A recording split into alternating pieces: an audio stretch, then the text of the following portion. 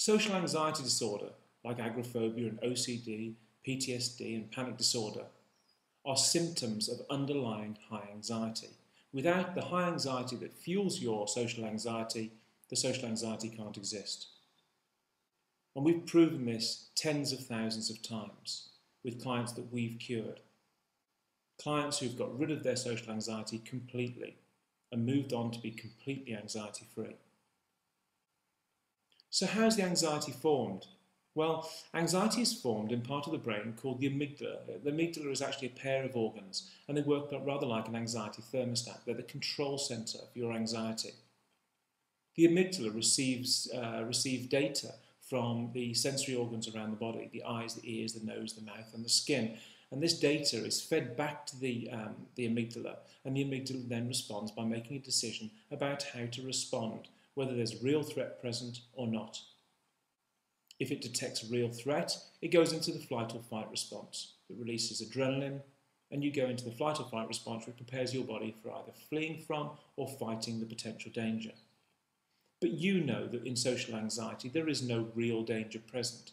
Okay, you perceive your environment as fearful. Maybe you have to do a speech or go out in public, or maybe you have elements of agoraphobia.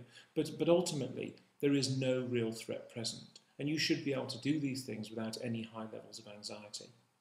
Well, your underlying anxiety disorder is fueling that anxiety. So if we can remove the anxiety and move it back down to a level that it was at birth when you were a child, then you should be able to move away from your anxiety and make a full recovery.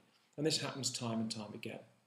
The way we do this is by providing an environment for change, an environment for recovery. And what I mean by that is that we provide an environment that allows your sensory organs to feed data back to the subconscious mind and the amygdala, which tells it that it is completely safe. And by doing so, it comes to the realization that it is safe and that it can adjust your preset anxiety levels back down to a normal level. And it does this very quickly indeed. It has to. The emotion of fear is very adaptable. It has to, because as we go through life, we move from places of that are totally relaxed and vacant of any fear to places that can be quite threatening. And as we move between those environments, it's vital that our anxiety levels fluctuate in order to provide us with protection from potential fears and potential dangers.